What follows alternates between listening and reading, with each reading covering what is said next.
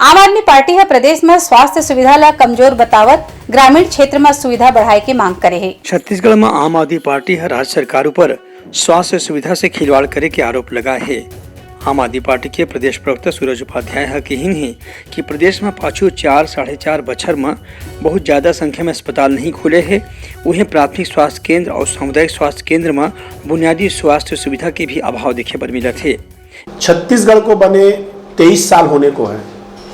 छत्तीसगढ़ में स्वास्थ्य सेवाओं का इतना बुरा हाल है कि लोग आज भी जब कोई गांव में बीमार पड़ जाता है तो अपने परिजनों को खाट पे ले जाने के लिए मजबूर हैं।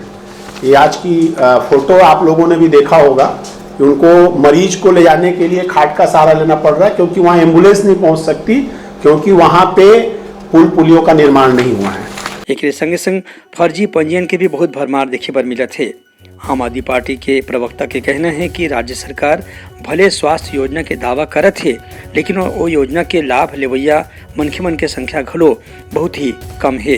इला देखत राज्य सरकार ला स्वास्थ्य सुविधा में विशेष ध्यान दे के जरूरत है। सबसे अहम चीज है कि जब बस्तर में कोई नक्सली हमला होता है और जवान हताहत होते हैं या गंभीर रूप से जब घायल होते हैं, तो उनके इलाज की व्यवस्था आज 23 साल बाद भी बस्तर में नहीं हो सकता, जगदलपुर में नहीं हो सकता, दंतेवाड़ा में नहीं हो सकता, बीजापुर और सुकमा में नहीं हो सकता। उसके पीछे कारण है कि सरकार ने व्यवस्था ही नहीं दी। डॉक्टरों की भर्ती नहीं कर पाते हैं, इलाज संभव नहीं है और उनको इलाज के लिए रायपुर रेफर किया जाता है। रेफर और पहुंचने के दौरान जो 5 से 6 घंटे का समय लगता है, जो जवान, जो आदिवासी, जो प्रशासनिक अधिकारी या जो नेता जिनकी जान बच सकती थी, इनके बदहाल व्यवस्था के कारण उनकी जान चले जाती है। ब्यूरो रिपोर्ट उटलंघा न्यूज।